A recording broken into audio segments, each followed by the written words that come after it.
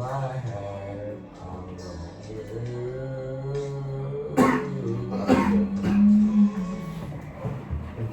Let's circle 2. Let's circle to, hey, Mrs. Contact. When you'll be seeing this, it'll probably be. If you see this now, we'll probably get it. Yeah, I think she'll see this in some time now. I don't think she's watching that straight away.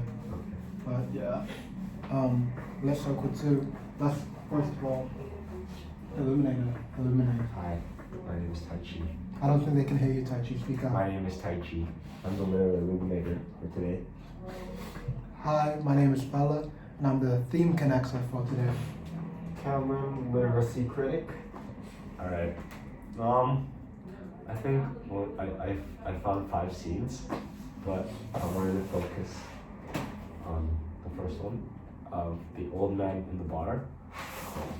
I think this is probably one of the most, I wouldn't say most, one of the pretty notable scenes of part 1, where we think we're gonna get an answer or like a sneak peek into what society was before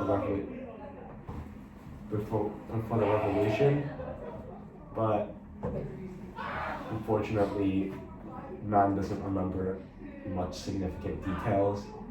Page 92 it says, when I was a young man, my beer wallop, we used to call it, was 4 pence a pint. That was before the war, of course. Page 93, the last time I wore one, a top hat, I was at my sister's in-law funeral, and as well, I couldn't give you a date. It must have been 50 years ago. Like, all he remembers is redundant information. Yep. About a pint, about the top hat, and no matter how much Winston questioned the man, he wouldn't get anything meaningful. And I just wanted to bring to discussion why the old man is so significant in this story and what he symbolizes for the party. Okay. First of all, I agree with majority of points. Apart from, well, this wasn't a point, but just maybe it's because you're foreign to the land, but it's not pint. It's a pint. Pint. Sorry. No, it's okay. You're a foreigner. You're a foreigner. Pint. So, yeah. But question being, why is it so significant? I think a majority of storytelling concepts like your TV shows, your movies, your different storytelling concepts, you have that one character that is meant to be like the information dump. Like they're the ones that gives you insight. Exposition. Yeah, right. You can see. I feel we had one into the present day world with our character Simon, and we've had one into the past world now with the old man. I don't remember if he was given a name. The old man. I didn't find him. Yeah, I don't think he was. Old dude. Yeah, old prole. So we can call him OP. OP? OP. So OP is one of those characters that are meant to teach us more about the world and how we can understand it. That's one of the reasons why I think he's so important. I was really annoyed when reading that part because, like Tai Chi, I also thought, maybe he'd have some crucial info for us, but to be honest, it didn't even seem to be on the tip of his tongue. Yeah. Like I don't think he knew or he remembered much, which annoyed me. But that was good on what's our brother's name? Orwell for writing it like that. Made me want more. Yeah. Those suspense. There was suspense. Cameron? I think you guys pretty much covered it pretty well. Yeah. I don't really have much different things to say about it. Yeah. Anyways, I think the old man is symbolic because I think in the nature of the party, it kind of shows a reverse form of survival of the fittest, where you can see that even the poles that did exist before the revolution aren't really the brightest, and the party just vaporizes anyone that shows any like extraordinary good thinking, like Simon probably, and so that's how the party functions because they don't want anyone to, real quick, I've noticed this in this one and last one. You must not like Sam because you really want him to get vaporized. You've hinted at it a lot. But yeah, continue. Anyways, that kind of mental blindness, like that barrier, is I think what the party like encourages. And I think the old man and even like Mr. Parsons are symbolic of how people that the party like are people that can't think for themselves. And on a different note, I want to go into our second scene, which focuses more on the humanity of Winston. And in page 115, Julia slips a note to Winston that says, "I love you." And then from there on, Winston has this new hope for life. Like, what does he say? His desire to stay alive had welled up to him, and the taking of minor risks suddenly seemed stupid. Like, this goes to show how this is like Winston's first genuine human connection, because he doesn't really talk to many people. Yeah. I love you was enough to keep his hunger for life. Yeah. And so he wants to live again, even though at the end of part one he's thinking of killing himself. And I think there is a shift from intellectual rebellion, from like trying to dig into the history of the party, writing in his diary, to like an emotional rebellion where he tries to feed his flesh, tries to feed his desires by going into this affair. And a question I had was, why does the party feel so threatened by human connection and intimacy? And Continue. and like, why does the party, why is the relationship between Julia and Winston a prime example of why the party doesn't want this? Love makes you do stupid things, and in the eyes of the party, they don't want anyone getting any ideas that could lead to a rebellion. Yeah, pretty much covered. Love will always build the strongest connections. You can see it with the movies you have, the shows. I mean, royalty is built on love too. So like,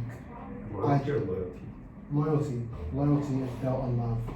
So yeah, like Alan said, just love is the strongest emotion out there too. So the party have amazing reason to be scared of love.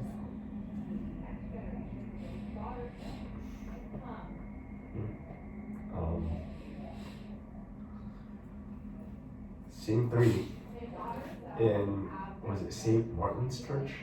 I think it was, like where they had this first meetup. I think a significant detail of that is the political enemies being transported. But one like fruit I wanted to fixate was on the prevailing emotion was simple curiosity.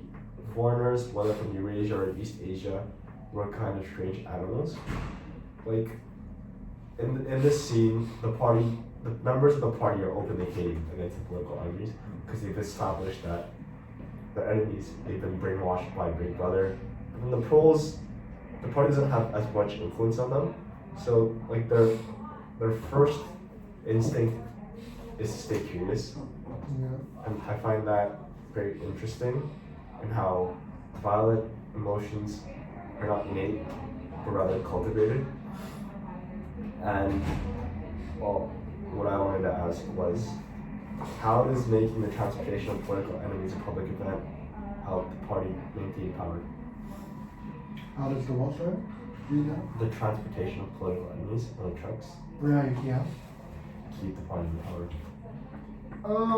So the term scapegoat, I think they can, like the hate watch, they can channel their anger or their thoughts, right? Because obviously they're not the greatest or brightest of thinkers, and it only helps that they've got an enemy and a war at hand right now. So what the party, in my opinion, what the party try to do is put all of their primary thoughts or their deeper thinking, limited thereof, their deeper thinking into the prisoners of the Mongolian Empire, just prisoners around the world. And I feel that you can make a connection there from your question and also into the hate watches, to 2 minute hate watch.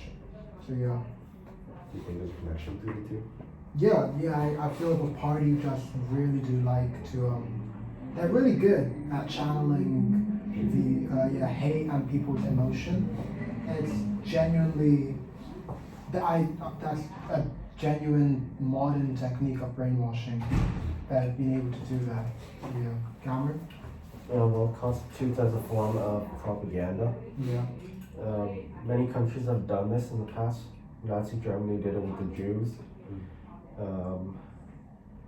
The United States did it with the Japanese people during 1945. Canada did the same with concentration camps for Japanese citizens, or Japanese persons of descent. So I guess this is also the party's way of showing that they have control and that these are the scapegoats of society that should be removed.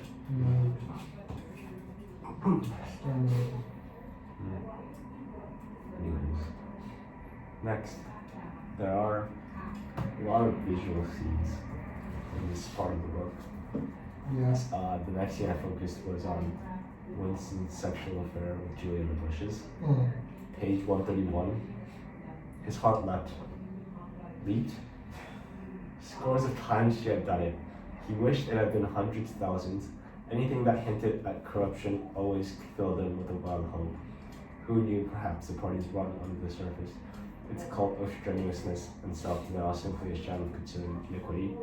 And then, the next page, he proceeds to tell Julia that he would love her even more with the more men he slept with.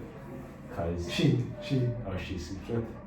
Cause, I mean, She also hints at STDs on the next page, right? does she? Yeah. Yeah, she does. Yeah, it'd be better if she had something. Yeah. Oh, and I missed that.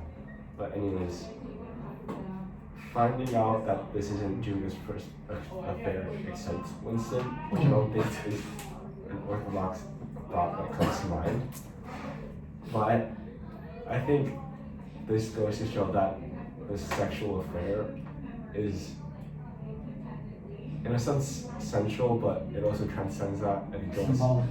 it's symbolic of the rebellion they have against the party. Right. Yeah. Because the more people she sleeps with, it means the party's more corrupt. And I think Winston Loves that.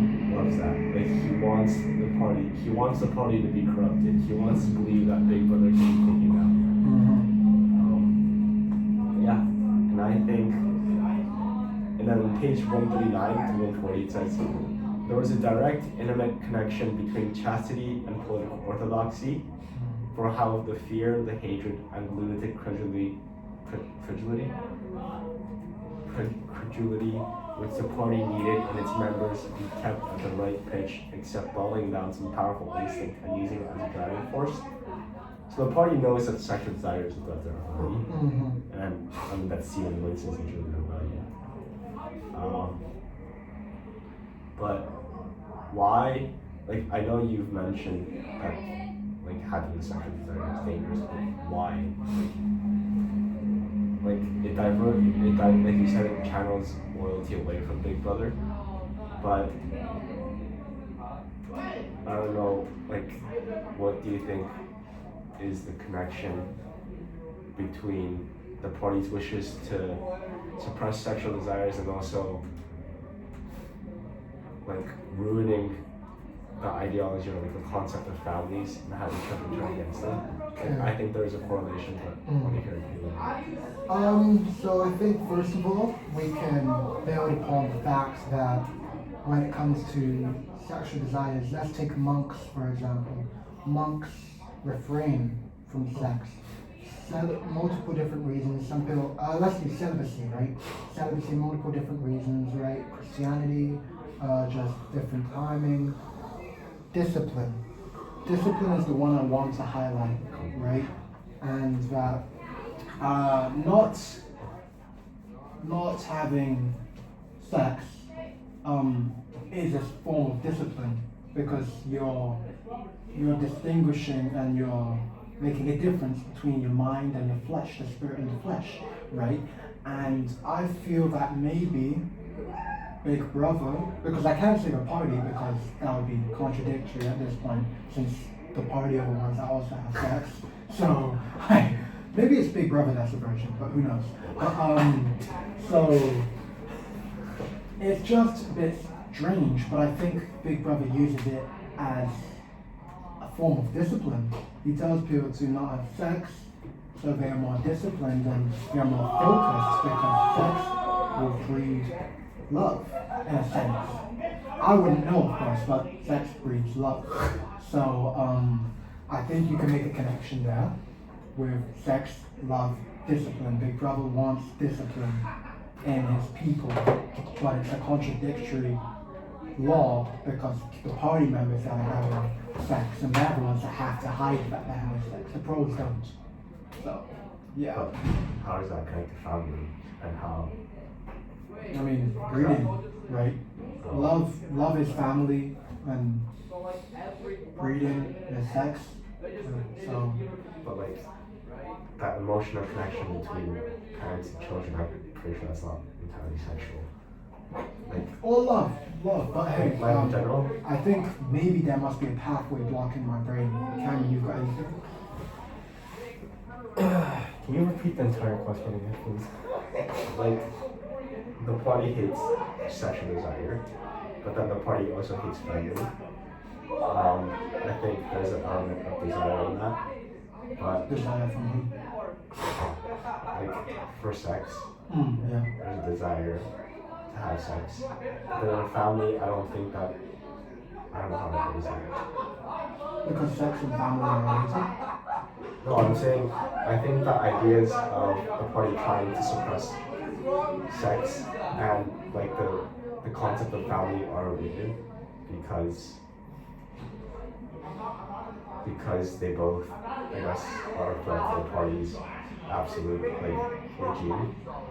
But I just want to know if you guys think there's a connection between the two. Because I feel like I've lost my train of thought on this. No, don't worry. So I think what he's trying to ask is, It's hard to phrase. yes, but I understand what you're trying to say between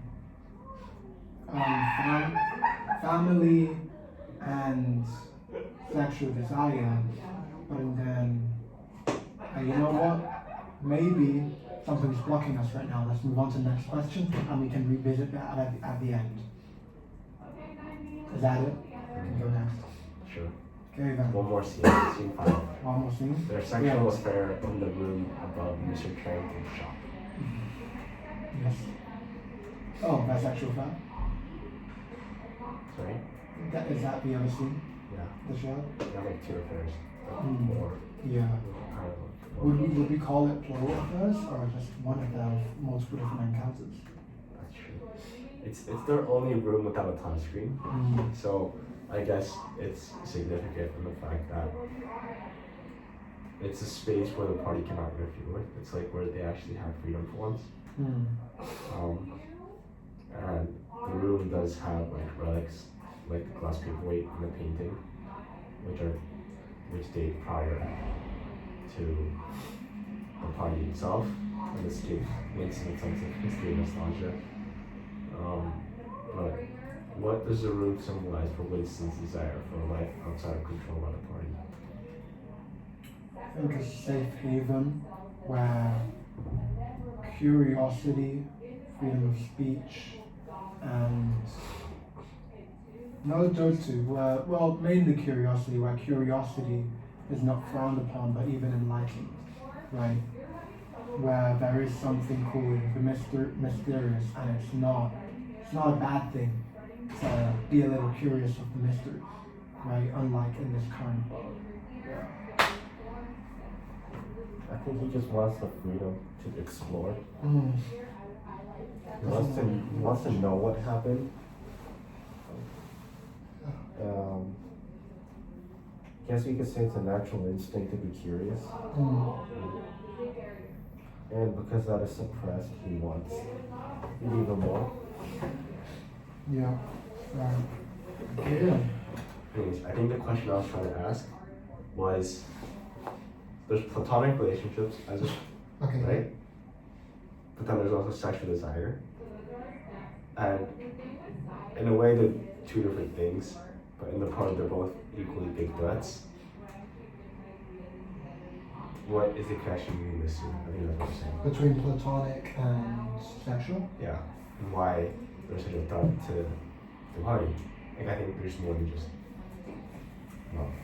You think it's more than just love? I feel everything at the end of the day, I mean, I can expand on it later when I think on it, but I think at the end of the day, everything can be boiled down to love. In sexual desires, there's a love behind it. That's true. In platonic desires, there's a love behind that platonic relationship. But if we had it down, humans were born to love. They weren't meant to be alone. If I use the Bible here, right? I mean, there's a reason we have Eve. There's a reason we have Eve in this world. So, That's true. yeah. But I think at the end of the day, it all boils down to love. And love channels loyalty away from your brother. Yeah, That's how love, you control people. love is strong, yes. That's true. Your thoughts?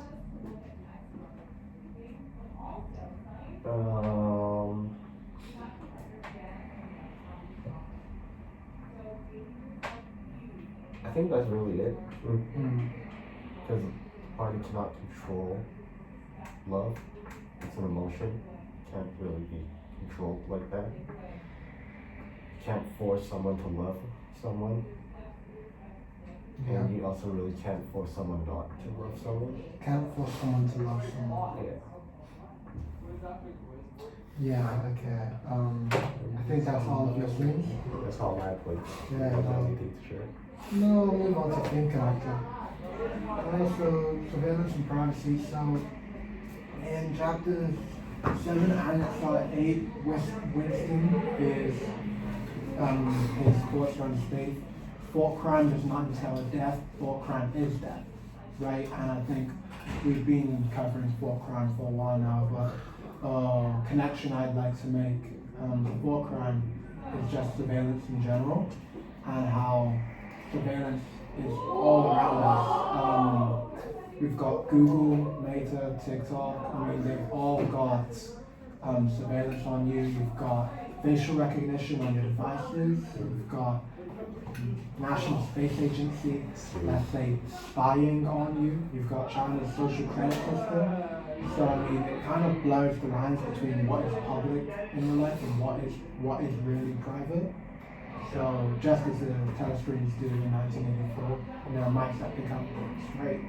So that's really just the connection there between how surveillance dominates in this world. Does anyone have any thoughts on surveillance's impacts?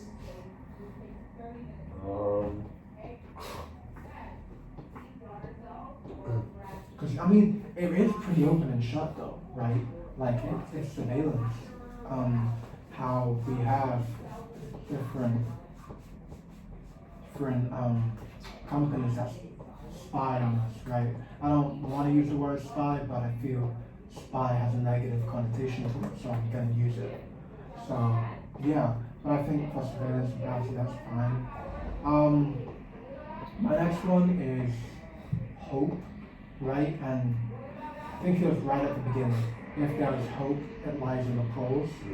Connection there is just the masses, right? I mean, it always comes down to the people. The people have to come together to, if they want to do something.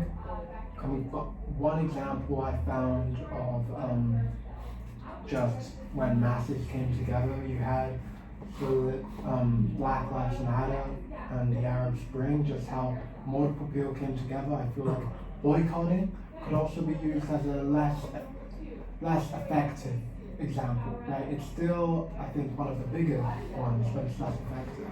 Any other times when masses came together, even it doesn't even have to be on a political or big scale. Just like even in a family household, your dad didn't want to paint the garage pink, yet all of you did, so you did it, the masses. Any other examples you can think of? Jimmy Kimmel. Hmm? Jimmy Kimmel. Jimmy Kimmel.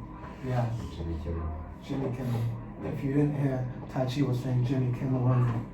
Yeah, Jimmy Kimmel is a great example actually. Yeah. So, Got cancelled, but then the people vouched for him. yeah, He's back. and he's back. Just shows how powerful it is to have fans.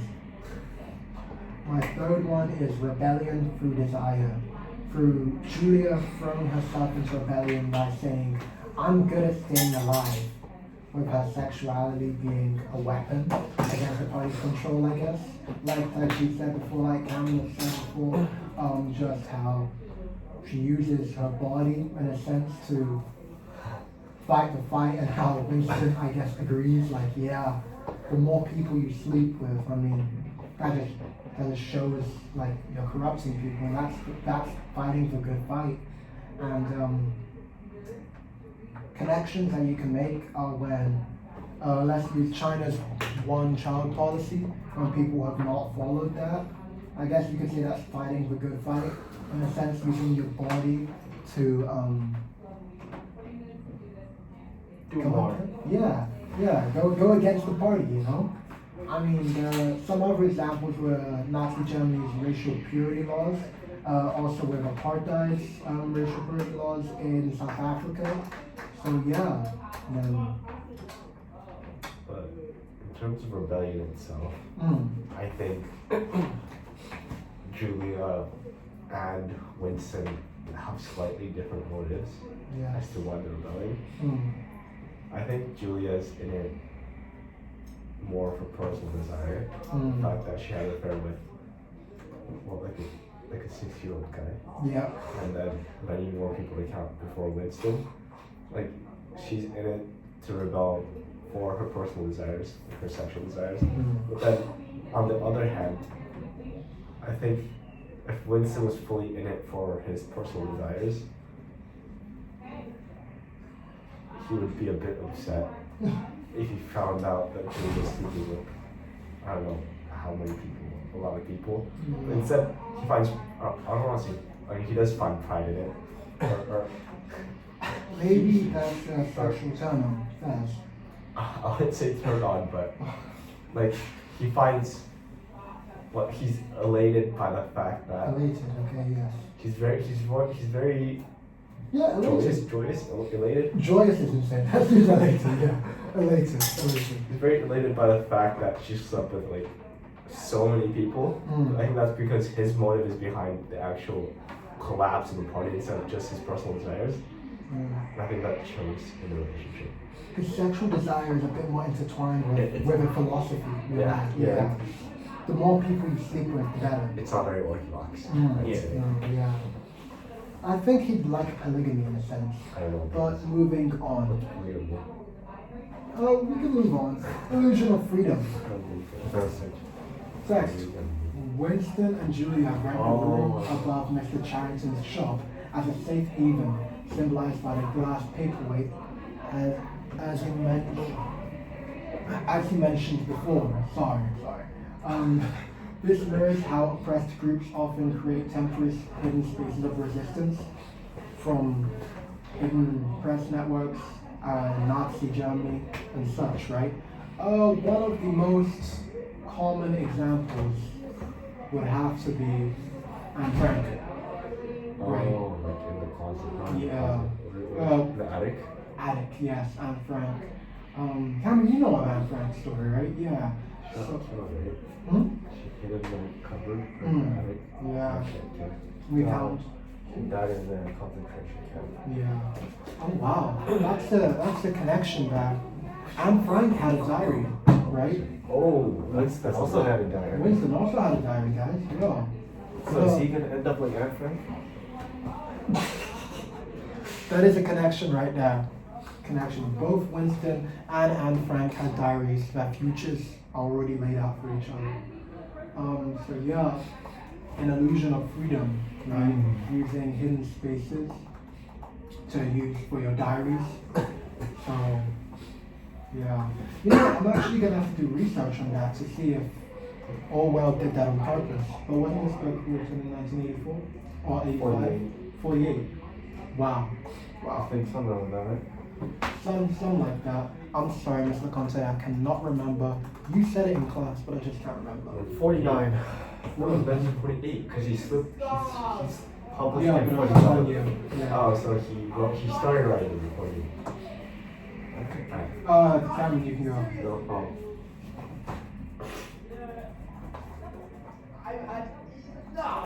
Okay.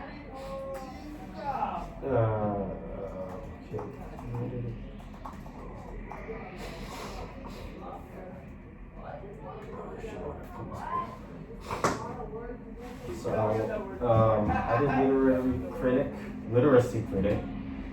So, for character in chapter 7 to 8, Winston contemplates the prose as like the only possible source and force of revolution, revealing his conflicted emotions. Blessings. And when they finally meet, then Winston transitions from like a lonely suspicion to emotional connection and defiance. And through this, Orwell underscores the struggle between personal freedom and ideological control. Yeah. So the discussion prompt for this is how does Winston's relationship with Julia complicate his earlier belief that the proles are the only hope for revolution? I mean, I think it's one of the most obvious examples is him being excited by. I mean, I've said it multiple times with Judas Leading on multiple men. Yeah, It you shows tried to that- highlight that. Yes. It shows that there's other ways than just the polls. Like within the party, there are corrupt people, and maybe that is a gateway to taking on taking on Big Brother or the party regime. Because not everyone is exactly following like their teachings. Yeah. Thoughts on that? Yeah, no, I mean, you practically covered it. Like, that's, yeah. It's a lot of I think it really lies on Julia's promiscuous activity. Yeah. Let's go. And then second one, symbolism. The glass paperweight that Julia and Winston obtained, it serves as a emblem of beauty and quiet resistance, so to speak. What does? The glass paperweight. That's a good connection. Yeah, it reflects its vulnerability, like can be easily broken, reflects the instability of the rebellion, as well as like the rented room above Mr. Shop becomes like a symbolic refuge, where like the illusion of security lets Winston dream of liberation. So the discussion prompt is, what does the glass paperweight represent in terms of resistance? Is it more a symbol of hope or a reminder of inevitable destruction under totalitarianism? It's the latter, I think. Especially that it's glass. I think it goes to show how fragile their hope is. Because, I mean, I wouldn't say Winston's bipolar, but his feelings are pretty volatile. Like He is a volatile character. one moment he's trying to kill himself, one moment he's very excited to hang out with Julia. He finds a new spark for life. And then I feel like as the story progresses, that could easily go haywire. He could obviously easily be, let's say, vaporized Yeah. if he gets caught. So I think it's more symbolic of how fragile his situation is right now, and going having this extravagant affair with Julia. Agree? Yeah, I agree, but to repeat so I can add in more additional thoughts. What does the glass paperweight represent in terms of resistance? Is it a symbol of hope or a reminder of inevitable destruction? Yeah, I mean, hope and fragile, I think was the word that was used. It just really shows, I guess, how fragile their community of sorts is, niche community. They don't really even know about each other. And a lot of them, it's hard to know about each other, and I think the glass represents it so well, just how delicate it is. Glass can get chipped, but it won't shatter, right? So, I think that just shows right there. I think the glass paperweight is a really excellent symbol of hope for that philosophy, for wisdom. And my next one is tone. Winston's diaries in chapters 7 and 8 carry like a defeated and somber mood. But then with the arrival with Julia in part 2, it softens. And Orwell paints the countryside with like warmth and explores their clandestine connection. So the question is, how does Orwell's change in tone between part 1 and part 2 influence your perception of rebellion? Does the tenderness between Winston and Julia strengthen or weaken the larger dystopian atmosphere? I think it really just highlights what we talked about earlier about love being such a powerful emotion, and in fact like a buff in a sense. Because like right before this, Freddie was about to kill himself. And with the arrival of Julia, yeah, let's go, man. All is well. Yeah, all is well, down with Big Brother. So I think love really just highlights how important it is, not only for rebellion, but for, I guess we can say, mental health too. So yeah, just need someone to lean on. Love kiss.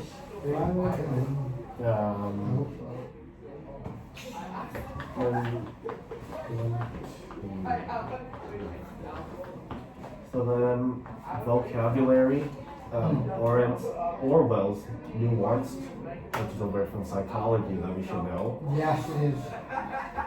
Control of language remains central in these chapters. So Winston's inner monologue is frequently terms such as like corruption, annihilation, and betrayal, revealing a cerebral, tortured approach to resistance, while Julia rejects the language, favoring direct physical defiance. Yeah. Question is, what do Winston's words versus Julia's language reveal about the different forms resistance can take? What seems more effective in the context of the novel?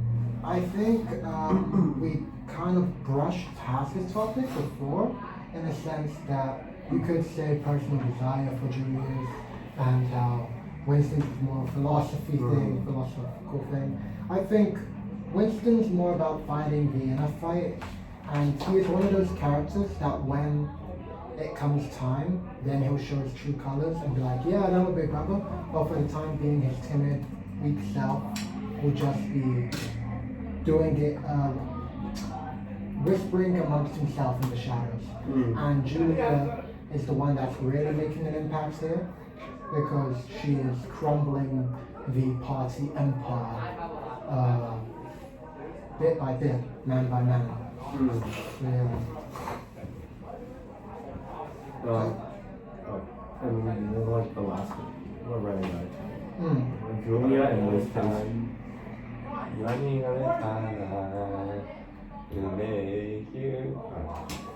Julia and Winston's rendezvous in the countryside is portrayed as a fleeting Eden, a serene and unspoiled haven beyond the party's reach. Yeah. How does the countryside setting deepen the contrast between the party's control and individual freedom? Is Orwell suggesting that true freedom can only exist outside of a society? I think it just emphasizes, it uses emphasis by changing the setting. The personal connection Julia has with Winston. I feel like just drawing them out from society itself brings more focus into the characters themselves, focuses on their emotions, focuses on what they're doing, and it just brings more life to it. And it helps to build on the fact that humans need connection, they need intimacy. And yeah, I think the Orwell effectively uses the setting to bring it forward. And then our fact checks. Yeah. So the first one I did was, if there's hope, it lies in the proles. He believes the sheer number. He believes their sheer numbers and relative freedom from surveillance could spark a revolution. So historically, major revolutions like the French Revolution, Russian and Chinese Revolution were all led by middle-class citizens, or like the middle poor class citizens that relied on quantity over quality for success. And as Orwell was a socialist and drew this from a Marxist idea, but twisted it to show how an oppressive state could keep the masses politically inert through distraction. So by distracting them, it basically made them, they basically pacified them by distraction. And then my second one, Winston's attempt to get an accurate account of the past from the old prole, but it's fragmented and worthless, and this reinforces the party's claim that history is whatever they say. Totalitarian regimes like Stalin's Soviet Union and Nazi Germany's used to always rewrite history. Photographs were altered or erased. Official histories were always revised, and entire libraries were often purged to ensure that there's nothing bad about the party. So this manipulation of the past to control the present is a direct historical parallel. Orwell was the first to coin the term Cold War. He used it first in the early months of World War II, and then again in 1945 as I say, you and the atomic bomb. Another one is an entire subgenre of music known as Orwave has formed around the novel, including artists like John Lennon, Stevie Wonder, and Radiohead. Cause I'm a creep, I'm a weirdo. Okay, so mine. Got Winston's diary confession. Winston writes in his diary that if there is hope, it lies in the proles. This belief reflects Orwell's conviction that revolution helped the ordinary people. Orwell's view on this was actually shaped in the Spanish Civil War, where he saw working class soldiers resist fascism. My second one is in Winston's job at the Ministry of Truth, he rectifies records so that the party is never wrong. This reflects Stalin's Russia rewriting of history, such as airbrushing Trotsky out of photographs. There's also Julia rebels through small pleasures, sex, contraband chocolate, makeup. Orwell uses Julia to show how rebellion can be instinctual rather than intellectual, because that's what we highlighted before. That wasn't really more philosophy, but more the personal desire. And then my last one was that Orwell's purpose in writing. In his essay, Why I Write, Orwell said, every line of serious work that I've written since 1936 has been written directly or indirectly against totalitarianism. Yeah.